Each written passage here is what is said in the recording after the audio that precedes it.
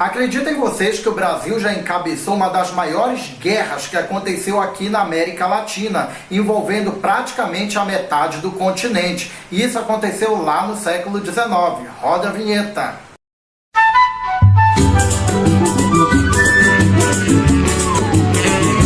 Então, pessoas, eu sou o professor Keiler, você chegou aqui, então aproveite e dá logo aquele maravilhoso like que eu vou deixar encarecidamente esse pedido aqui para vocês. Se você não é inscrito no canal, aproveite, se inscreva, ative as notificações para ficar sempre por dentro de tudo que a gente posta por aqui no canal H História. Hoje nós falaremos sobre a Guerra do Paraguai. Vamos para o vídeo. O primeiro e muito importante elemento que a gente vai destacar aqui é exatamente as várias versões que tem a Guerra do Paraguai. Isso vai depender de um momento histórico e ao mesmo tempo de onde ela está sendo contada. A Guerra do Paraguai é contada de um jeito lá no Paraguai, de outro jeito aqui no Brasil e certamente na Argentina e no Uruguai também de um jeito diferenciado. E se dá por um grande esforço de produzir heróis e vilões dentro desse processo político que foi a Guerra do Paraguai.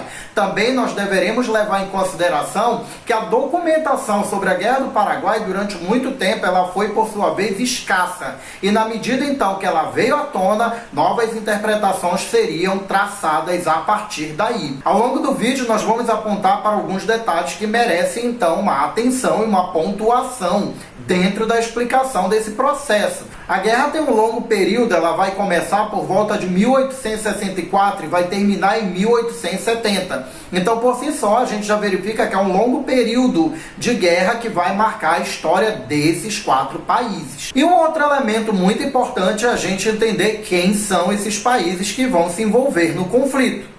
O primeiro eu posso destacar aqui que é o Brasil. O Brasil vive aquele momento de governo imperial. No seu momento de segundo reinado, do período de Dom Pedro II, nós temos um Brasil que é agrário, dominado pelas elites rurais, agroexportador e ao mesmo tempo escravocrata. Por outro lado, nós vamos verificar uma Argentina praticamente sem identidade, muito regionalizada, um Uruguai que está passando por conflitos políticos internos e, naturalmente, o Paraguai, que a gente pode então colocar aqui como um dos protagonistas desse conflito.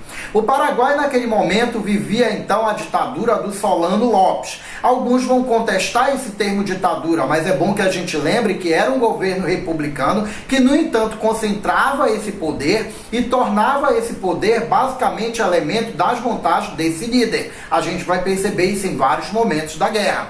O governo controlava a imprensa, o governo não tinha debate com outros grupos, o governo calava qualquer tipo de oposição e praticamente tudo que acontecia no Paraguai era a vontade, muitas vezes pessoal, do próprio Solano Lopes.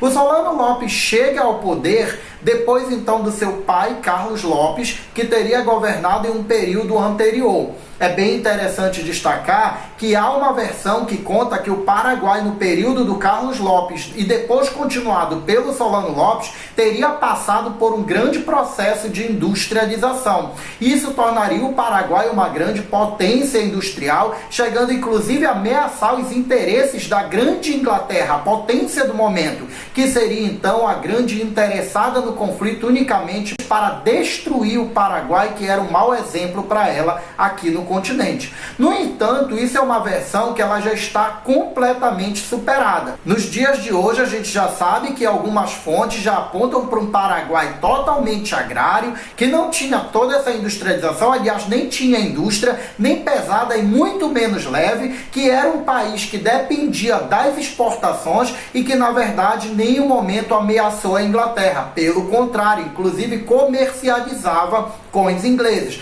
Se por um lado o Paraguai não tinha toda essa força, que é o lado econômico, a gente percebe que do lado militar o Paraguai acabou se destacando ali naquela região. É importante destacar que no período de Carlos Lopes, ele manda o seu filho para a Europa, lá para a França e depois para a Prússia. E lá o Solano Lopes então vai conhecer táticas de guerras. Olha que interessante, ele vai conhecer então formas de manejo e ao mesmo tempo de administração militar herdadas do Império Napoleônico. E isso vai fazer com que ele volte para cá muito empolgado para então implantar isso aqui. Então logo ele assume o governo, a gente vai verificar então ele fortalecendo o exército que foi criado naquele período. E em pouco tempo a gente vai ter um Paraguai com um exército batendo ali à beira de 100 mil homens, muito bem preparados, muito bem armados e ao mesmo tempo dispostos a dar a vida pela causa do Paraguai, que muitas vezes se confundem com a causa do próprio Solano Lopes. Há inclusive historiadores que falam que toda essa força militar bem treinada fazia parte de um plano do Solano Lopes, que era construir o Grande Paraguai, com uma pretensão expansionista de tomar territórios da Argentina e também do Brasil. E por falar em território, o Paraguai estava cercado geograficamente. E ali a gente percebe que o Paraguai ele era basicamente isso aqui que a gente está vendo destacado no mapa, mas reivindicava territórios tanto da Bolívia quanto também da Argentina e também do Brasil. Ou seja, aquilo dali já mostrava que existiam conflitos territoriais aqui nessa região. Por outro lado, a gente precisa levar em consideração que o Paraguai não tem uma saída para o mar. E ali naquela bacia daquela região, nós vamos verificar então 3 grandes rios. O gigante rio Paraguai, o gigante rio Paraná e também o rio Uruguai, que vão desembocar ali na região do Prata, por sua vez controlado pelo Uruguai. E para o Paraguai conseguir então escoar seus produtos, ele vai precisar desses rios, que por sua vez estão sendo controlados por outros países, nesse caso a Argentina, o Brasil e também o Uruguai. Manter uma relação diplomática com esses países era fundamental para a economia do Paraguai, mas ao que tudo indica, a gente percebe que esses conflitos e ao mesmo tempo essa dependência, ela é algo muito frágil que mais cedo ou mais tarde vai estourar um conflito, vai estourar um problema, vai estourar uma grande confusão aí entre esses países. Quanto à participação da Inglaterra, que já ficou compreendido que ela não tem todo esse temor com relação ao Paraguai, a gente percebe que a Inglaterra, na verdade, não estava interessado numa guerra ali naquela região. A Inglaterra comercializava ali com aquela região. Então, para ela, uma guerra poderia parar esse comércio. Mas a partir do momento em que todo mundo resolveu brigar, a Inglaterra, mesmo tentando intervir para evitar o conflito, ela percebeu que já que era a vontade deles, então ela poderia até ganhar com essa guerra. Alguns historiadores falam então que ela resolveu então financiar e vender armas, embora a gente perceba que isso vinha muito mais dos bancos ingleses do que naturalmente do Estado inglês. Um ponto crucial para entender esse início do conflito seria exatamente a guerra civil que está acontecendo lá no Uruguai. O Uruguai era um país que era governado então pelo Aguirre, do Partido Blanco, que naquele momento era aliado do Paraguai. Enquanto ele estiver no poder, o Paraguai está tranquilo que ele vai ter uma livre navegação ali naquela região. No entanto, ali dentro do Uruguai existe uma oposição muito forte a esse governo que parte do Partido Colorado. E esse Partido Colorado teria o apoio tanto da Argentina quanto também do Império de Dom Pedro II, aqui o Brasil. Então, nessa guerra civil que se aflora ali naquela região, nós vamos perceber então que, sob pretexto de que brasileiros estavam sendo maltratados ali no Uruguai, o Brasil então vai enviar tropas para ali intervir no conflito. É nesse momento que Aguirre vai ser deposto e vai ser colocado no poder o Partido Colorado na figura de Venâncio Flores, que a partir de agora passa a ser aliado do Brasil, aliado da Argentina e naturalmente rival do Paraguai. Essa ruptura do Venâncio Flores do Uruguai com Solano Lopes do Paraguai preocupou o governo paraguaio. Haja vista que havia uma preocupação de que a partir daquele momento o Paraguai teria problemas para livre navegação ali naqueles rios, da qual ele era muito dependente. Então uma série de acontecimentos que vão ocorrer a partir daí vai levar então aquilo que a gente chamaria dos motivos, os estupins, que nesse caso são vários, para que eclodisse então a Grande Guerra do Paraguai. Essa guerra, por sua vez, ela pode ser dividida em etapas. E nós temos então aqui 3 grandes momentos desse conflito. E nós vamos destacar aqui o primeiro. A primeira fase do conflito corresponde então àquele período que vai do final de 1864 até 1865, aonde nós vamos verificar que nesse período predomina uma ofensiva do Paraguai. O ponto de partida seria quando em novembro de 1864, o Paraguai então aprisionou o navio Marquês de Olinda, que estava então navegando ali pelo rio Paraguai, levando para a província de Mato Grosso aquele que seria então o presidente da província, o Francisco Carneiro de Campos, que deveria assumir ali naquela localidade. Acontece que ele foi aprisionado com toda a sua tropa, teve então seu navio saqueado e seria maltratado, torturado e chegou até morrer na prisão com vários elementos da tropa. Isso exigiria uma providência do Dom Pedro II. Acontece que o exército daqui do Brasil teria sido enviado para lá, para a região. Só que até chegar ali no Mato Grosso, com as condições precárias da época, desse trajeto, isso levaria algum tempo. E o Paraguai interpretou que isso seria uma não reação do Brasil. E ele foi adiante. Ele então resolve invadir, em dezembro de 1864, a província do Mato Grosso. Ele vai invadir e tomar as comunidades de Dourado, de Miranda, vai chegar em Corumbá e vai dominar até Coxim. Embora o Paraguai tenha invadido a província do Mato Grosso, é exatamente no sul que ele teria um foco maior, haja vista que ali ele teria controle dos rios e ao mesmo tempo dominaria uma região que lhe desse saída para o mar e ao mesmo tempo até para o oceano. Só que para invadir o Rio Grande do Sul ele teria que passar por territórios argentinos e o Solano Lopes chegou inclusive a pedir para o presidente Bartolomé Mitre da Argentina para passar pelos territórios e chegar então a invadir o Brasil. Só que já existia uma simpatia entre o Brasil e a Argentina numa possível guerra com o Paraguai, de eles estarem juntos contra o Paraguai. Então é óbvio que o Bartolomé Mitre vai negar. E mesmo assim o Solano Lopes resolve invadir. Ele vai invadir as províncias de Entre Rios e também de Corrientes. E vai chegar até a cidade de São Borja, invadindo o Rio Grande do Sul. Mais tarde ele vai continuar a invasão, passando pela província de Misiones. E vai chegar então a dominar Itaqui e também Uruguaiana. É nesse contexto que é preciso uma reação. E é em 1º de maio de 1865 que foi assinado o Tratado da Tríplice Aliança, reunindo então o Brasil, a Argentina e o Uruguai juntos para confrontar com o Paraguai. É necessário que todos a partir daí comecem a enviar tropas para a região. Na Argentina nós vamos perceber que mais pessoas teriam morrido castigadas por não querer ir para a guerra, o Uruguai manda muito pouca gente e o Brasil tem um grande problema. Para alguns historiadores, o Brasil vai formar um exército exatamente nessa circunstância de muita pressa e ao mesmo tempo de muita urgência, que é a Guerra do Paraguai. O nosso exército era extremamente precário. É nesse momento que a gente vai verificar então o imperador Dom Pedro II lançando a campanha Voluntários da Pátria. Ele mesmo se coloca como voluntário número 1. As pessoas deveriam se apresentar voluntariamente para ir para a guerra. No primeiro momento isso não dá muito certo, mas algumas vantagens serão oferecidas para quem realmente se apresentar como voluntário. E uma boa parte das pessoas vai se apresentar muito mais pelas vantagens do que necessariamente para combater na guerra. Também é importante destacar que uma boa quantidade de escravos negros serão recrutados para o conflito. Muitos deles serão pegos à forças e levados para a guerra, mas com a promessa de que, se eles participassem do conflito e voltassem como sobreviventes, eles voltariam alforriados. Para os negros que se apresentassem de forma voluntária e já fossem livres, seriam prometidas então terras, caso eles voltassem vivos desse conflito.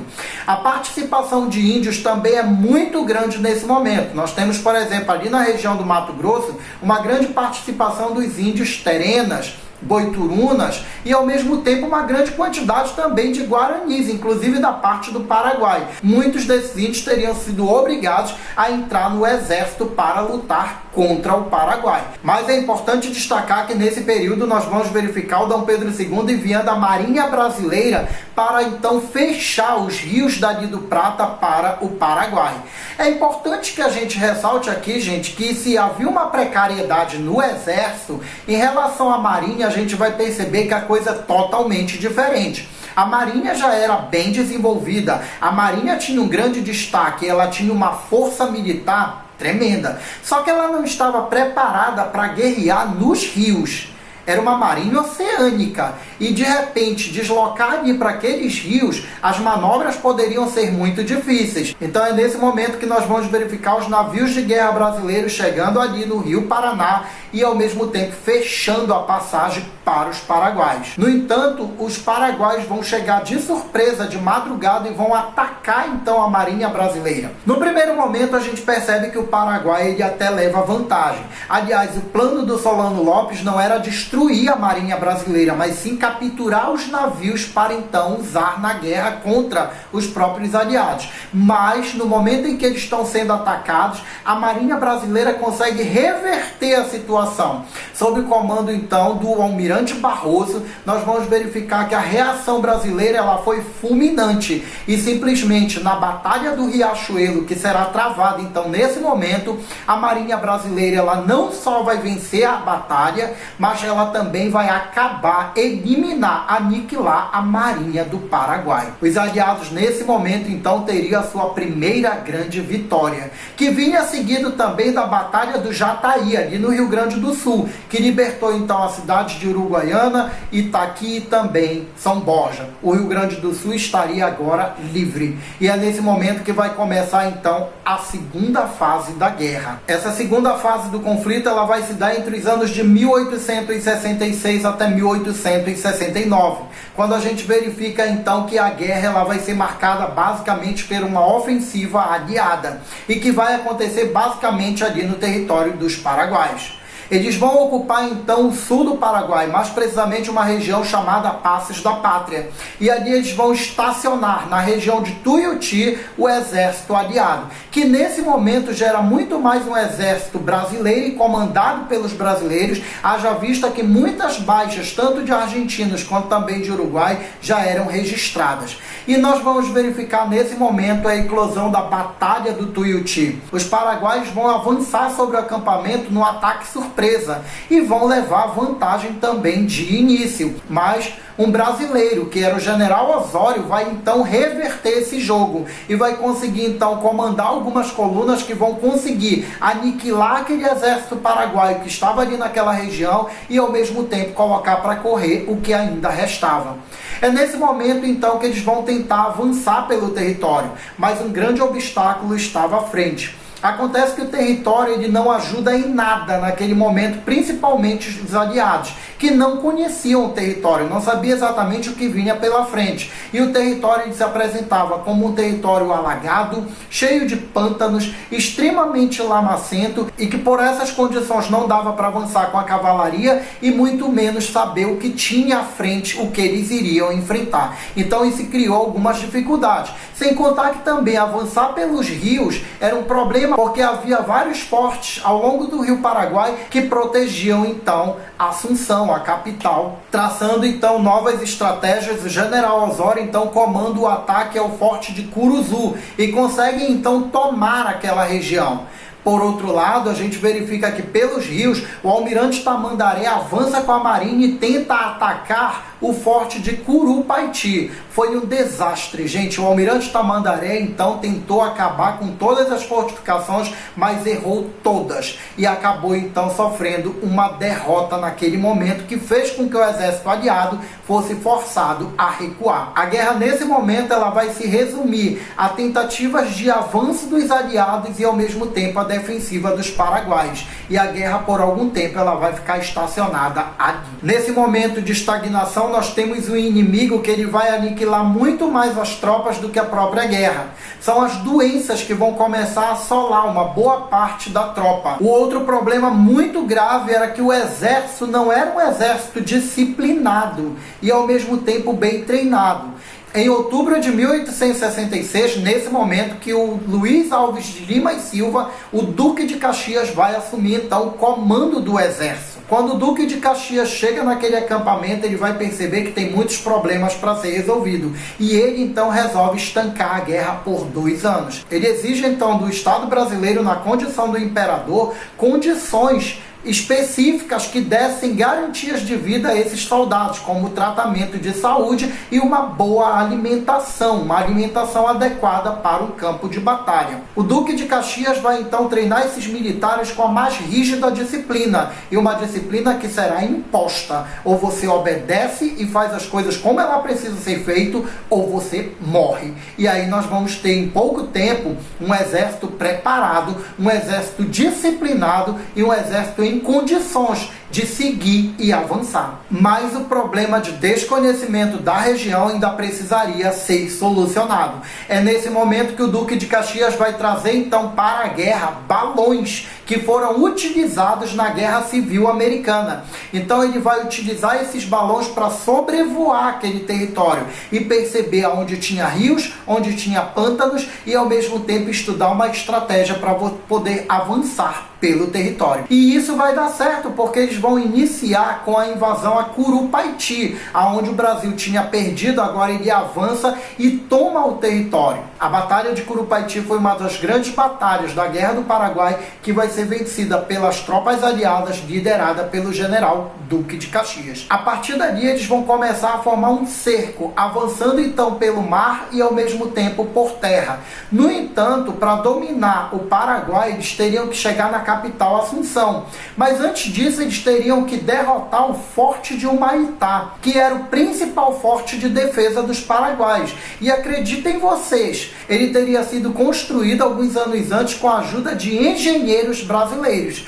E agora, por uma ironia do destino, para vencer o Paraguai, eles teriam que primeiro derrotar o Forte de Humaitá. No final de 1868, nós temos então o grande episódio conhecido como Dezembrada, que seria exatamente o nome que se dá a uma série de batalhas que foram travadas naquele momento, sob a liderança de Duque de Caxias, que vai então derrotar o Paraguai em várias batalhas. Nós teríamos então a Batalha de Tororó, a Batalha do Havaí, que exigiu muito do exército brasileiro, que também se coloca como uma das grandes batalhas da Guerra do Paraguai. Depois eles vão partir para Pirajá, Angostura e também Lomas Valentina, onde nós teríamos ali uma série de vitórias que vai então comprometer a segurança de Assunção. O chamado Cerco de Humaitá vai acontecer exatamente nesse momento. E aí nós vamos ver que finalmente, vencendo e tomando Humaitá, nós teríamos então em janeiro de 1869 o Duque de Caxias chegando com as tropas aliadas e tomando finalmente a capital do Paraguai, Assunção.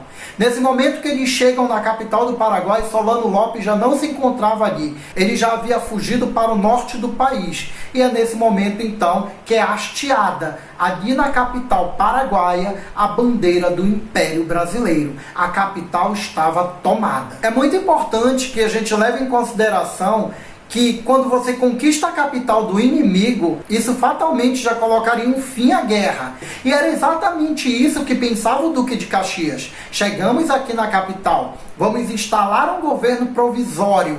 E aí então está findada a guerra. Só que para o Dom Pedro II ainda não estava terminado, porque enquanto eles não capturassem e ao mesmo tempo acabassem com Solano Lopes, a guerra ainda não estaria terminada. E aí então é nesse momento que o Duque de Caxias ele pede para se retirar do comando das tropas e pede para voltar para o Rio de Janeiro e trabalhar com assuntos administrativos. Nessa terceira fase do conflito, que vai exatamente de 1869 até 1870, nós vamos perceber então que aí é basicamente a derrota do Paraguai e a vitória dos aliados. O comando do exército vai ser entregue ao Conde D, que era marido da princesa Isabel, e que naquele momento vai assumir as tropas numa verdadeira caçada ao Solano Lopes. E quando eles resolvem partir em busca do Solano Lopes, nessa verdadeira caçada, eles vão encontrar um Paraguai miserável, um Paraguai devastado, um Paraguai faminto, um Paraguai em crise. Mas mesmo assim, eles ainda vão agir em alguns momentos com muita violência.